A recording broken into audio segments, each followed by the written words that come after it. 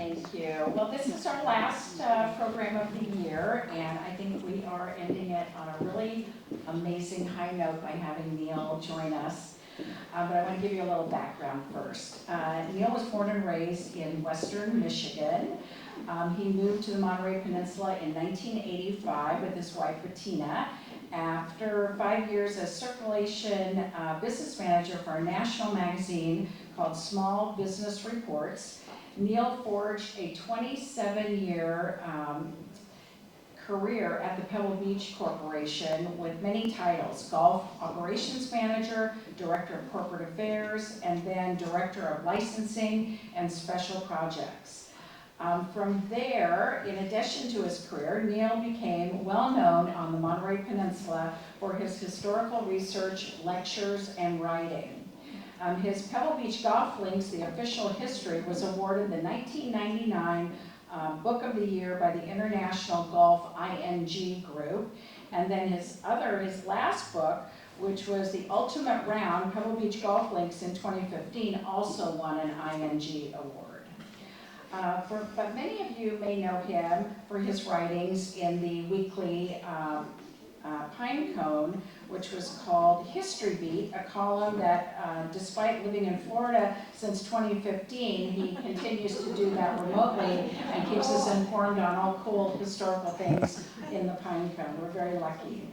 He has also been researching and writing, for those of us that are members of MPCC, the centennial history of the Monterey Peninsula Country Club that we've been getting excerpts in our quarterly newsletter. And today we are very excited to share that he will talk about the rise of women's club in the United States, and then specifically our club here as we do our centennial celebration. So without further ado, please help me in welcoming Neal. Thank you.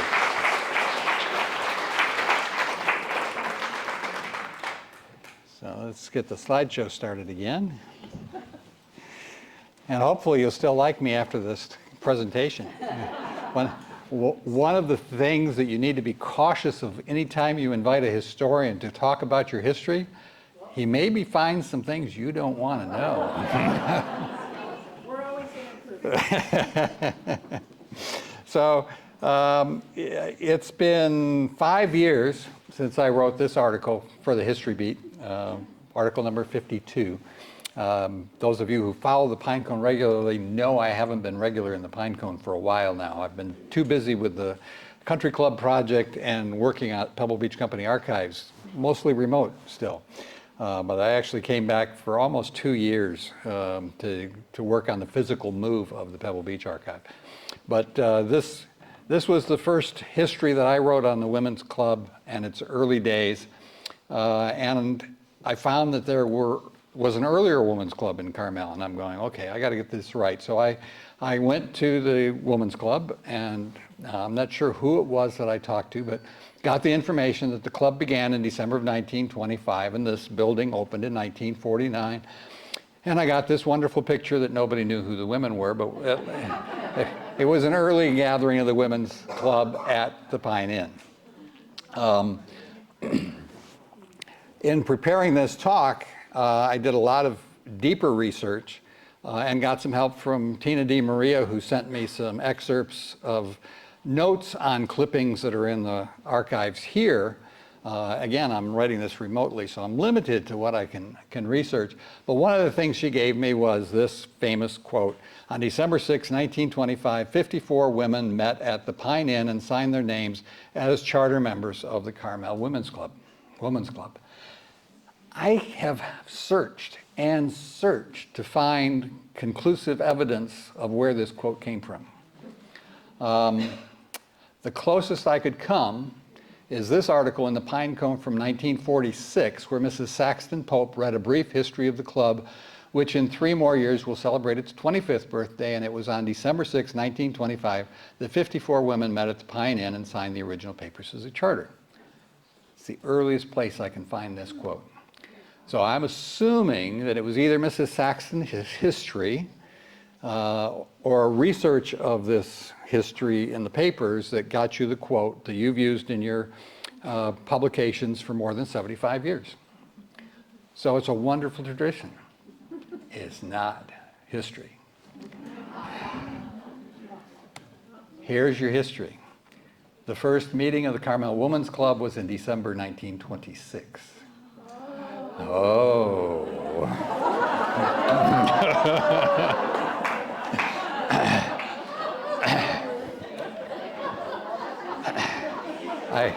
I kept digging a little bit more, and I found this November article that there was an organizational meeting in November of 1926 where Mrs. Oliver Gale was elected as the first president.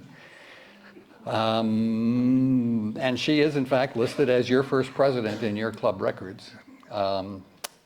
Spelled differently, so I've corrected Tina on the spelling so she could get your records correct. And in January of 1927, the Pinecone wrote a wonderful praising of the rapid growth. There is something inspirational in the thought of the rather mordant club of 21 members in the month of December. So I'm guessing that maybe the 54 were people who had signed up for the December 1926 meeting and only 21 showed up. Exactly. But by January, they had more than 100 members. And with the outsiders of manly sex crowding in the sight of hearing anything the women wanted to know, or what they were doing. The Carmel symbol of January 1927 published a list of the 100 charter members of the club, not the 54, but the 100. So I was like, Tina, have you got anything that can verify this 1925 date for me? Because I'm really struggling here. But I kept digging. And in that 1927 organizational meeting where Mrs. Gale was elected president, Mabel Spiker was elected secretary. And Mabel worked at the Forest Hill School at First and Mission that I've written about as well. So I started looking up Mabel Spiker to see if I could find anything that might backdate this. And I found the College Women's Club, the foundation of the Carmel College Women's Club in October of 1925. I'm going, okay, well, that's interesting. And I kept digging, and they kept promoting their regular meetings of the College Women's Club and continued to do it. And then in April of 1926, it said the next regular meeting of the Carmel Women's Club will be held Wednesday, April 21st. Carmel Women's Club, wait a minute. Where did that come from? Did the other club exist before the November meeting? What is the deal? Well, the answer came in the next week's Pinecone, where the College Women's Club decided to reorganize as the Women's Club of Carmel, and that they were going to have an organizational meeting in September. Okay, so there maybe is a connection here.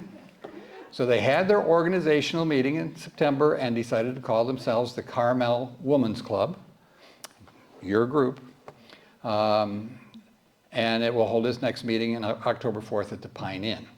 I can't find that they had that meeting, but they did have the November meeting that I talked to you about earlier. And if you read that one carefully, the Carmel Women's Club notice of September 26th says they elected Mrs. Mary D. Harris as the first president. And this one says Mrs. Harris recently returned from abroad as the temporary chairman. So I think we can assume that Mary Harris was the temporary chairman who was elected in September and actually was first vice president in the November 1926 election. But from that, we can in fact say that the club started in October of 1925, reorganized as the Carmel Women's Club, so you can still celebrate your 1925 celebration.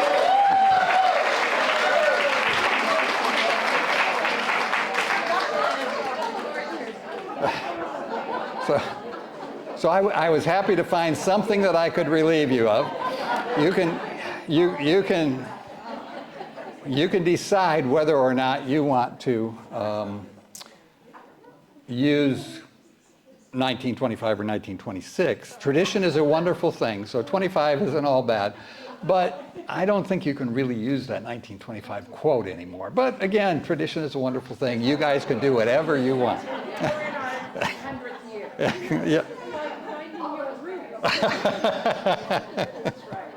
Okay, so now that we've got that resolved, let's go back to the beginning of the women's club movement, which we go back to 1968. 1868, thank you. So you had in Boston the New England Women's Club and New York Cirrhosis. All right. Okay. It has to do with a botanical term. They were being clever.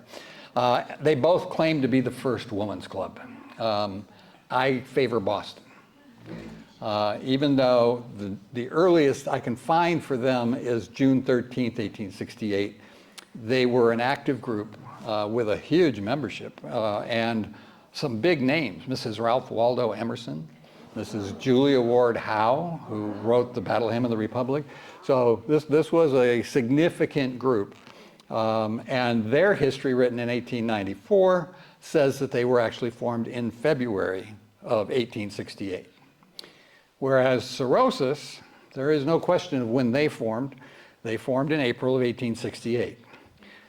There was no earlier women's club in New York. This was created because of a snub. The New York Press Club was having a farewell dinner for Charles Dickens. And because Dickens could be off color, the press club would not allow the women members of the press club to attend. And Jenny June, a columnist in New York, said, well, that's not going to happen. So they had the men's only meeting with Charles Dickens. She then organized this women's meeting very quickly at the same Delmonico's restaurant and invited Dickens to come and talk to them. He declined. But the women met, they had their big luncheon, they formed their meeting, and they claimed to be the first women's club in California. In the United States. So they were very organized, and Jenny June in particular was very organized. And they saw, as more and more women's clubs were gathering up around the country, that there needed to be a Congress to bring them all together. So they sent this messenger out in 1873 inviting all the groups to come together. It was not an immediate response. But by 1890, they actually did have a convention in New York with over 100 delegates from 64 clubs, including from San Francisco and Los Angeles. Jenny June said that the New England Women's Club did not participate in the Congress because they were jealous. Who knows? But among the California women that were at that Congress was Phoebe Apperson Hearst. But if there was jealousy involved, it wasn't because of the first president of the New England Club, because she had moved to Los Angeles. And she started the Los Angeles Women's Club, and then a few other clubs, and one of her clubs actually was represented at the Congress. So she wasn't jealous, but she didn't go herself because she was getting older. But she became known as Madam Severance, and very popular in the Los Angeles circles, and very active up until the end. So when the vote was given to women, she was given the honor of being the first woman in Los Angeles to register to vote. And she wrote for occupation, Mother of Clubs, and for party affiliation, unaffiliated. And then the women's clubs, so you had the National Congress that formed the Women's Club of the General Federation of Women's Clubs, was the national level, and then they started forming state and regional. And the California Federation of Women's Clubs was formed in 1900, and the Monterey County Federation of Women's Clubs was formed in 1920. And Carmel was represented in that early one, but it was the women of the Carmel the Arts and Crafts Club. So they were the early women. And I actually wrote about that in my article from 2020, because the article that was published at the time indicated that the Carmel Women's Club was involved in the fundraising for this Pioneer Mother statue that was being built for the 1915 Panama Pacific Exhibition in San Francisco. And obviously it wasn't the Carmel Women's Club because it didn't exist. It was the Arts and Crafts Club from Carmel that was involved, but it was still Carmel women, and probably some of the early members of the Women's Club were part of that group then. You might be interested to know that after the 1915 exhibition, it was put in storage, fell into disrepair, was found in the 1930s, was rehabilitated for the exhibition at Treasure Island, and then given a permanent home in Golden Gate Park. And you can find it near Stowe Lake. So now back to your club. This is Mrs. Mary Wellington Gale, also known as Mrs. Oliver Marble Gale, who was your first president. She was young. This is an older picture of her that I was able to find in the newspapers from 1955. She was very active with the Christian Science movement. So this was a publicity shot when she was going around the country in '55. But she was a New Englander. She was second wife of Mr. Gale. They were essentially newlyweds when they moved to Carmel in 1925 or 26, depending on the records are a little, they looked like they bought some property. They actually traveled the world together just before they came and settled in Carmel. So they were relatively new residents of Carmel when she was unanimously elected the first president of the club. So she had to be pretty impressive. And this quote from the Gonzales Tribune when she spoke to the county described her as, she hails from Boston, is possessed of an academic mind and with characteristic New England precision. So she apparently was a pretty impressive woman. And she was pretty ambitious. Her husband was also pretty impressive, and in 1926, he actually went on stage with the Arts and Crafts Theater as one of the actors in the play In His Arms. And he was also a published writer. He wrote several children's books, sometimes under pseudonyms, Eliot Whitney, Oliver Gale, Robert Duncan, and he also participated in this huge volume of American history that he wrote. And then in 1918, he published this wonderful collection of Wilson's speeches with a lot of information about how we got into the war, what Wilson meant to America during the war. So it was very well described, and let me see if I can find my description here, as I'm not following my notes very well. The book provides a comprehensive insight into American involvement in the war, World War I, of course, the reasons behind it and the impact it had on the country. Wilson's speeches cover a range of topics, including the reasons why the United States entered the war, the principles of democracy and freedom, and the role of the United States in shaping the future of the world, and the sacrifices made by American soldiers and their families. So it was a comprehensive work and very important in the relationship between the Gales because they played off each other very well, and Oliver actually became one of the early speakers at the club. Now, at her election, she gave a wonderful address about how it was a real experiment in citizenship to be part of the Women's Club in Carmel, to bring about a solidarity of the women of Carmel, to promote a community spirit.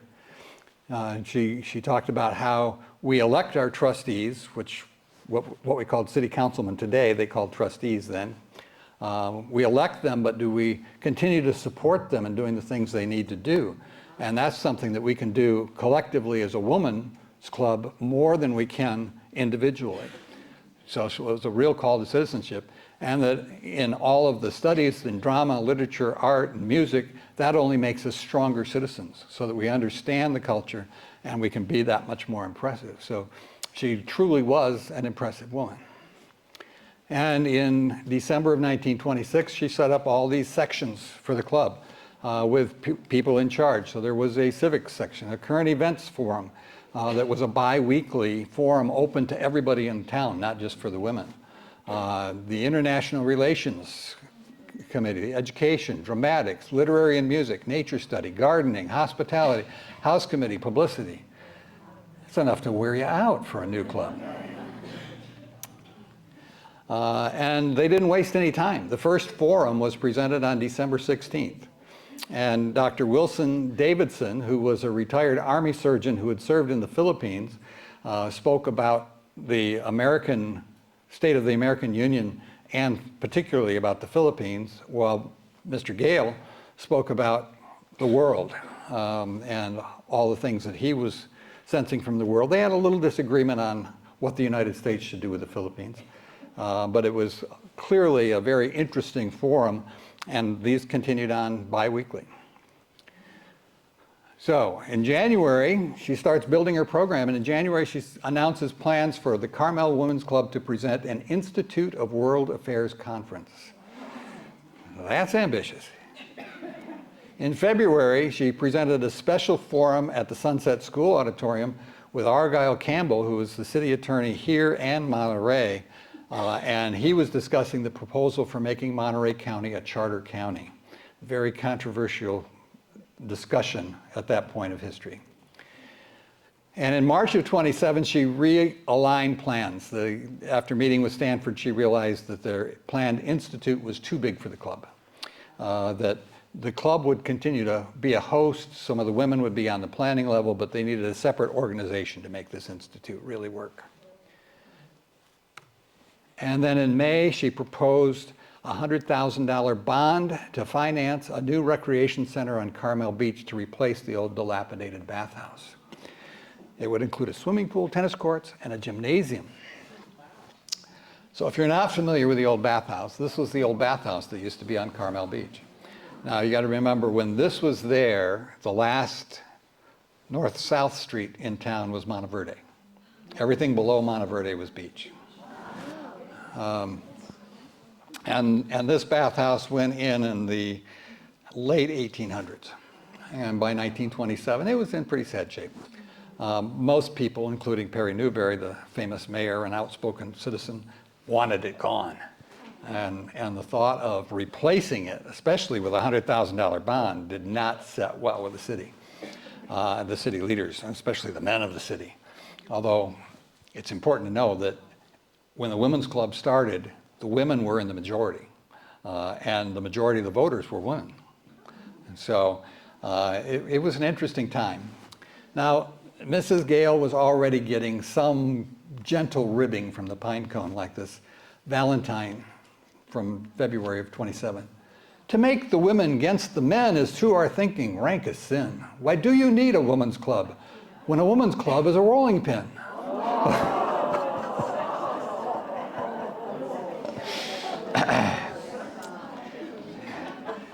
Well, the Carmel Symbol, the competing paper in town, was not at all happy with Mrs. Gale's suggestion on a $100,000 bond. And he wrote, "The trouble with the Carmel Women's Club is that it's one of those let's do something complexes, inspired by a leader who likes action. Commuting with wildflowers and listening to nightingales isn't her idea of a good time."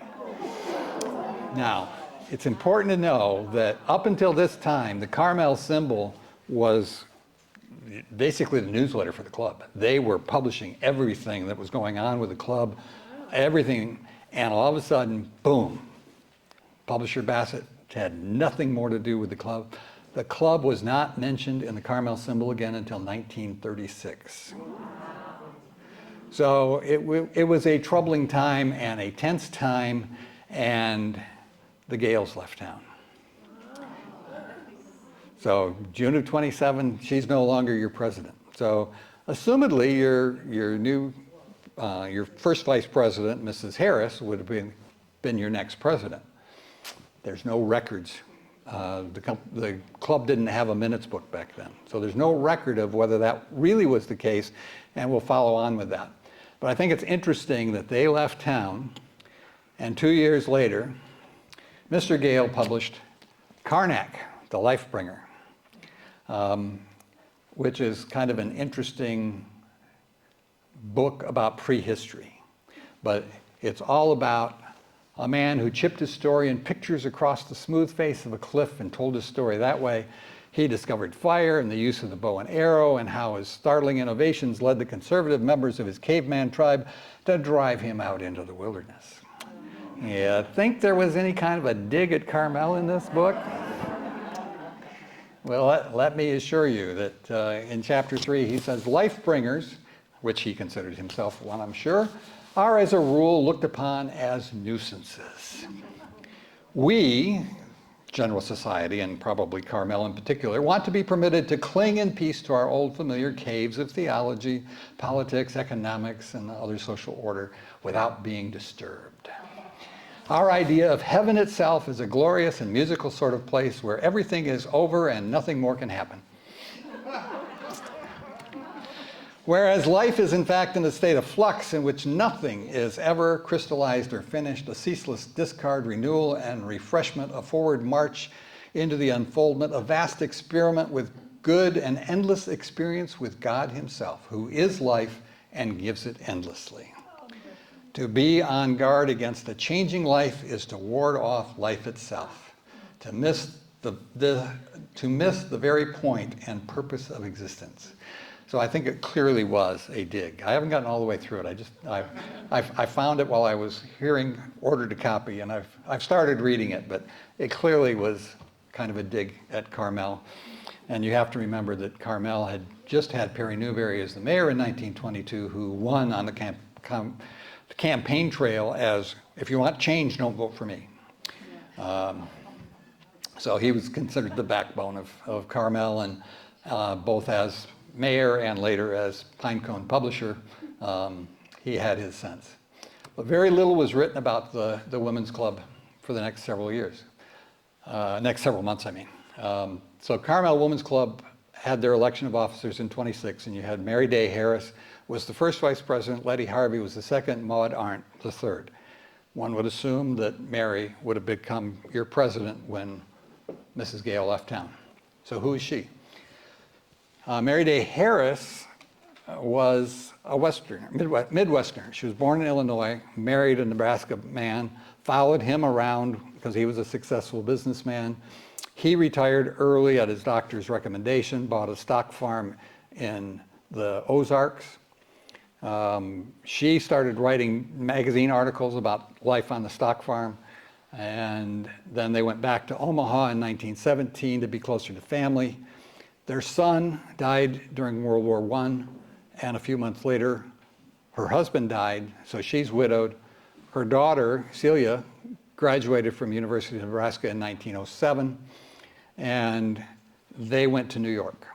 Now, I suspect they went to New York to be in touch with publishers, so she could probably make a little bit more money publishing. This seems to be where she got involved in politics and became politically active, and probably where she met Letty Harvey, who was the second vice president on that list.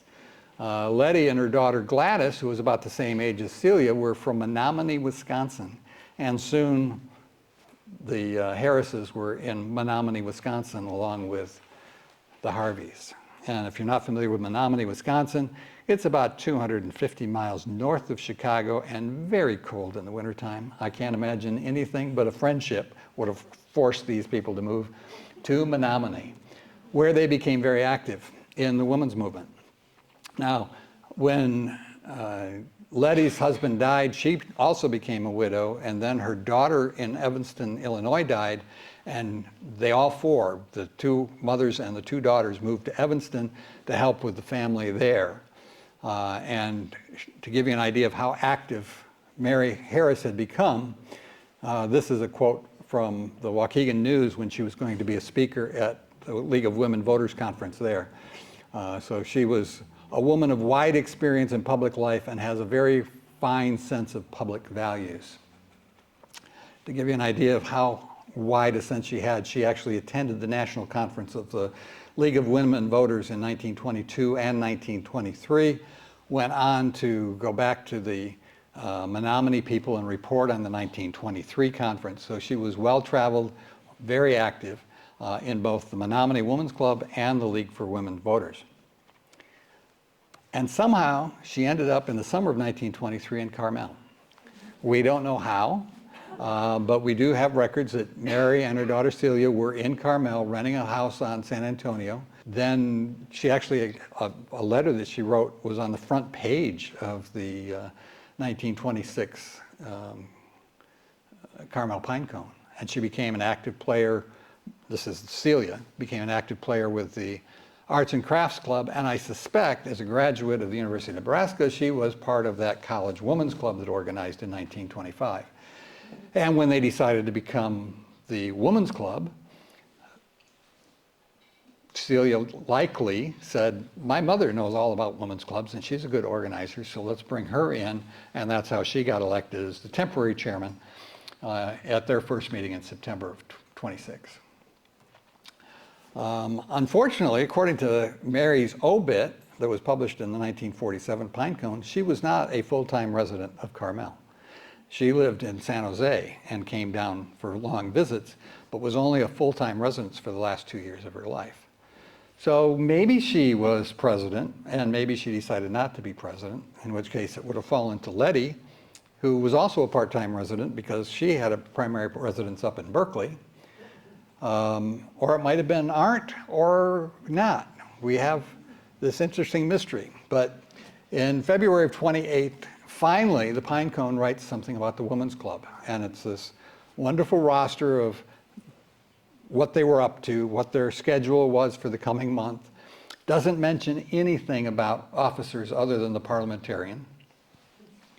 I noticed that it reports everything was going good from all sections, so the club was still actively working.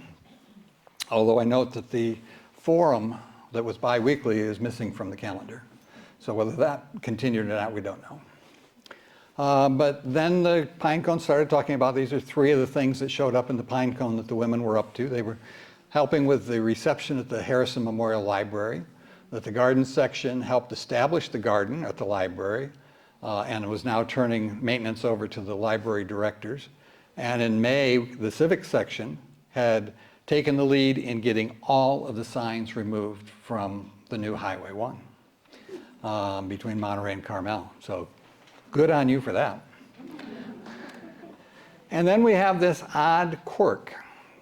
So we had the election in November of 26, and now there's an election in May of 28. And Mrs. Harry S. Nye, Grace Nye, was re-elected as president. So when was she elected? Did they have a special election in July when the Gales left town and she became president because none of the vice presidents wanted to be? We don't know. She's listed in your club history as the 2nd president, so we'll assume she was your 2nd president, and Mary Gale, as a part-time resident, was not your president, or was not the president of the club, but would have been an active woman. So Grace Nye, she at least was largely a Californian. She spent most of her life in California. She was born in Kentucky, but she came to Berkeley when she was just a toddler. Her father was a teacher at UC Berkeley. She graduated from UC Berkeley and became a high school English teacher in San Bernardino and later in Oakland. She then married Harry Seymour Nye of Boston and moved back to Massachusetts. They were living in Cambridge, Massachusetts when her father died in 1919, but they were soon back in California because he showed the Sutton home in Berkeley as their address on the Red Cross papers that he had for coming back from Europe in May of 19. And in January of 1920, with the US Census, they were living in San Mateo. And then they bought in her name lots 2 and 4 of block 31, 131 in 1921. So they became residents here fairly early on. When she actually became president, we don't know, but she would have been president in 1928 when the Women's Club joined the State Federation. This is an article from the Sacramento Union. It was published in several papers across the state in October 28, the Carmel Women's Club was one of 7 clubs that joined the State Federation. I don't believe you're still part of the State Federation. You're not listed with them, and I don't know when you stopped being part of the State Federation, but in October of 1928, you were part of the State Federation. Now, this is probably a good time to address Women's Club versus Women's Club. And I went to the source. This is an email I got back from the General Federation of Women's Clubs, who pointed out that there was a non-binding but wide-ranging decision or agreement that woman's, for local club names, went something along the lines of, it's a club for a woman. And the plural would be the women's. So the federation, the state federation, the federal national federation would be women's clubs. She said she'd even come across one or two late 19th century clubs that changed from being women's club to woman's club to meet that informal standard. But she said more recently she's been getting inquiries from new members of women's clubs who think it's wrong and they need to get it changed. And she says there's really nothing to fix. So there's no problem with being the woman's club. It's got a long history and tradition. And interestingly, before this quiet agreement was made, I'll bring you back to Jenny Jones' 1890 press release, where it was the General Federation of Women's Club, and they were using S apostrophe to pluralize women's clubs, as opposed to women apostrophe S to pluralize the women's clubs. So Grace and I had a pretty active presidency. It was then that the garden section committed to designing and planting the garden around the new library, the sign program that I talked about earlier. They installed a third bird bath at the Harrison Library in June of '28. They joined the Federation in October. The members created a landscape plan for the proposed Diefendorf Park in 1929.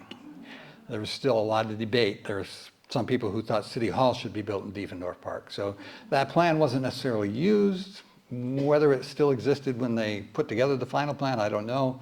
But they put together a plan in '29. And they hosted their first Carmel flower show in the El Paseo courtyard.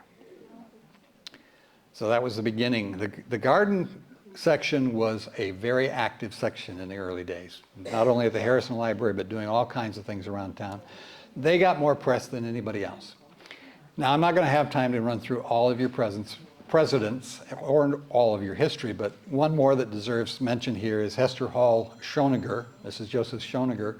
She also was a late resident. She came in 1925 and built one of the first homes on Carmel Point with her husband. They were both very active, but she was particularly active in education. She had 3 kids, and she helped form the first Carmel PTA when it was just Sunset School K through 8. Her daughter went to Monterey Union High School because there was no high school in Carmel, so she formed the first PTA there. So she was president in Carmel and served on the board in Monterey. And she was a founding member of the Carmel branch of the Women's International League for Peace and Freedom. She helped form, she was elected to the Carmel Women's Club in October of 1929, elected trustee of Monterey Union High School in 1930, and elected trustee of the Community Chest in 1930. So she was busy on other things even when she was president of the club. That's the kind of strong women you've got a history of here, and I think you should be well proud of that. So here's a rundown of the presidents of the first 25 years. Some of them served more than 1 year. Only 2 of them served non-consecutive terms. Mrs. Nye, as I mentioned, was your second president, we think, and then was reelected in 34-38, which was the period when we first started talking about having a building. And then the other name that jumped out at me that was twice president was Mrs. Alton Walker. Now, as a Pebble Beach historian, I know that name well because Alton Walker was the founder of the Pebble Beach Concord Elegance in 1950. So in 1940-41, when Mrs. Walker was your president, they lived in Carmel. He ran an air service out of the Monterey Airport and several other things. But she was here and primarily involved in relief work during the early days of the World War II, I mean. And her second term, she was actually a resident of Pebble Beach when she was your president. So now, 1934 was, this is your headline, Women's Club Considers Building a Permanent Home in 1934. Mrs. Harry Nye, club president, presided. Her introductory talk traced the history of the club from its foundation in 1926.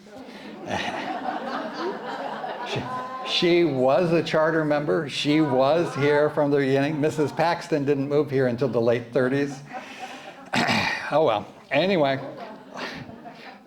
So the various views were debated whether or not they should have their own building, and no definite action was taken here in November of 1934.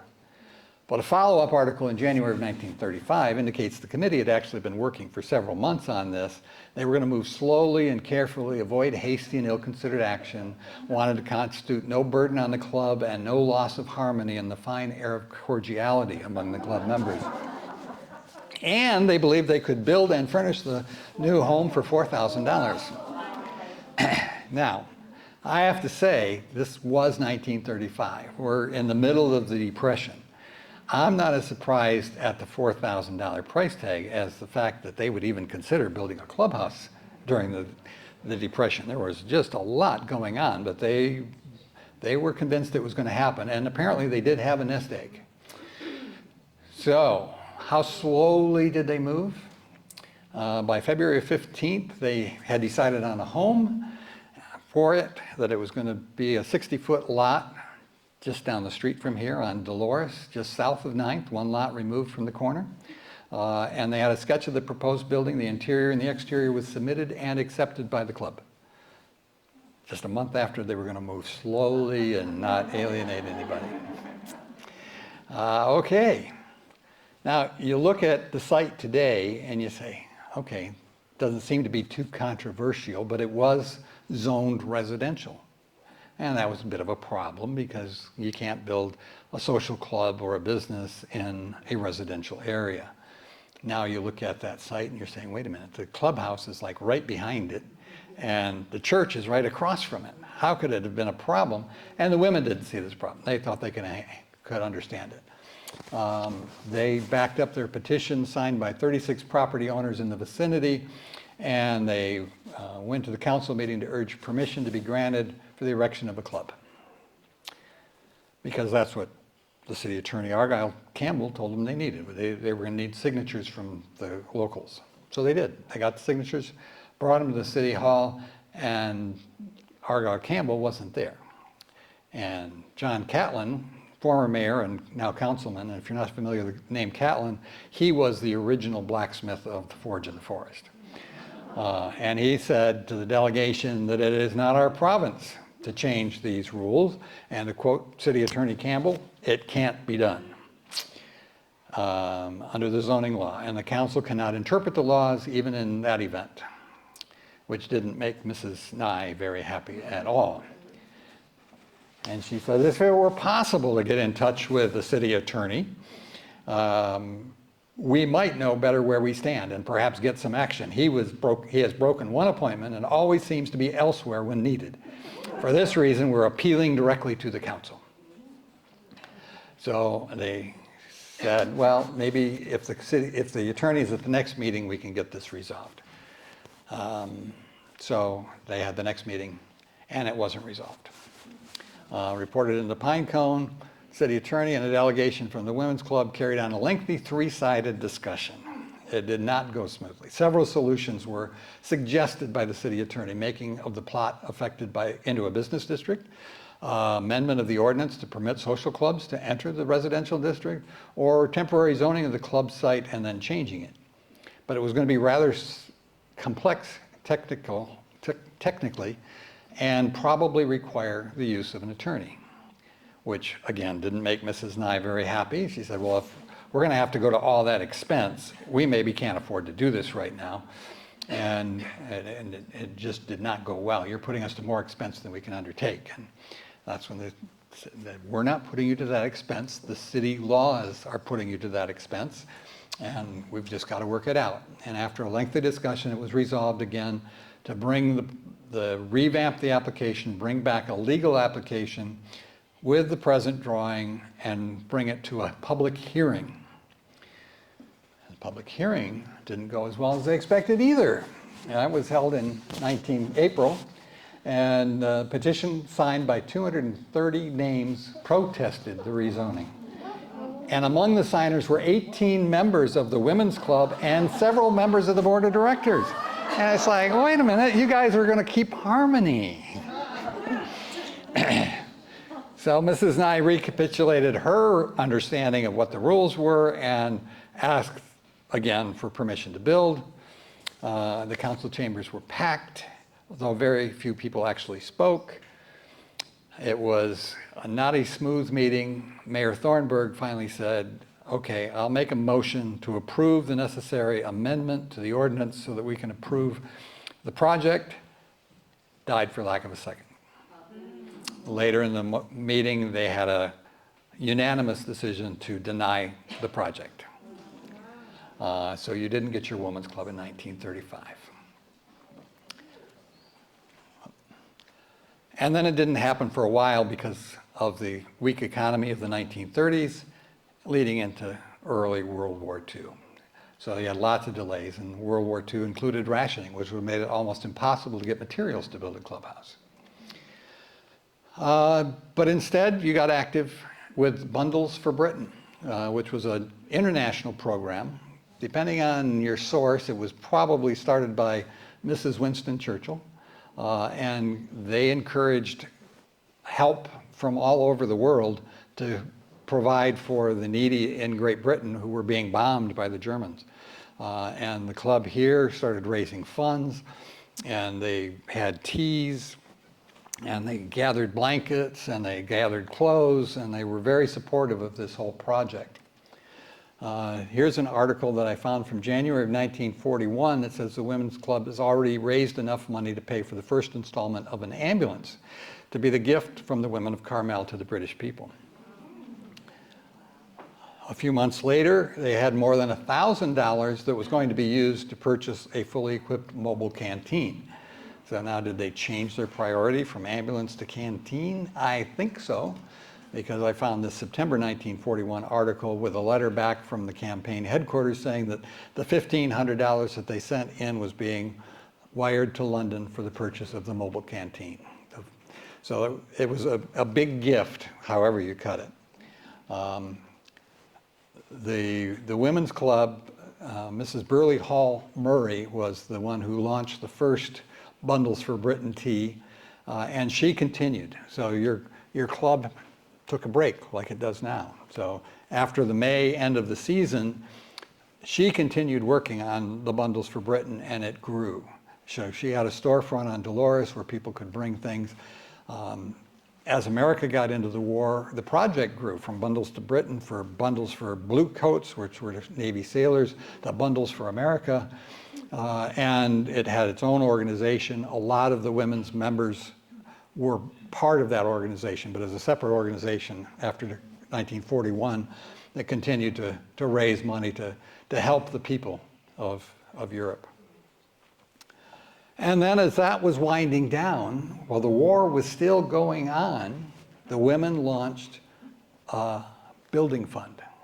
They were now again going to have a building fund. So this program will officially open the drive for the club's building fund, the musical presentation at the Playhouse. So in October of '44, while the war was still going on, you're going, okay, we're gonna go back to building a club. And in August of '45, you actually celebrated being able to buy these two lots where the clubhouse is. So in '45, you got the lots and continued the building fund. So congratulations. So this was during the second term of Mrs. Walker that this was going on. And the building fund campaign continued with public forums, bridge parties, special events. This article is about a bazaar, the Christmas bazaar that was going to raise money for the clubhouse. And as time went on, they raised enough money, and by February of '48, you were ready to get permit. And you not only applied for the permit in February of 1948, you got it in February of 1948. Much quicker response from the city. Now, by this time, the church had been built. And I can tell you that the newspaper reports when the church was going for a variance were reminding them that you refused the variance for the women's club. What's the deal? Well, whatever. It's a church. So, and if you don't know, this was not the first home of All Saints Church. the first home of All Saints Church is today's City Hall. So anyway, you got your permit much quicker in 1948, and you hired Thomas Elston as your architect. He was a graduate of UC Berkeley. His father was a professor at UC Berkeley. He was down in Pasadena with his first wife, as far as I know, his only wife, right after they got married. But he came up here in '46 with some kids, established an office on 6th Street here in Carmel, and got a partner who had an office in Salinas that was affiliated with movie sets. So he was now going to be an architect in Salinas after doing movie sets. But Elston was a top-notch architect who came here. His early pre-blueprint plans were brought to the Planning Commission, and they loved them. And even though they were occupying more of the land than they thought they could, the Planning Commission was saying, yeah, maybe we'll approve that. So they were happy. Then they brought the plans to the club. Go figure. They brought them to the Planning Commission before they brought them to the club. But they brought them to the club, and there was a lot of discussion about, you know, we can do this, we can do that. It all went very fast. The Planning Commission approved it in June of '48. Construction started in July of '48. The architect said 100 working days, we'll have it ready. There's a list of your building, and in a rainy January, they moved supplies in. They were storing up furnishings in the Girl Scout house and private homes, and they were intent on having their first meeting here in January, and they did, on January 3rd, 1949. A little rough, but it was there. And that brings you to the new era and the end of my talk. So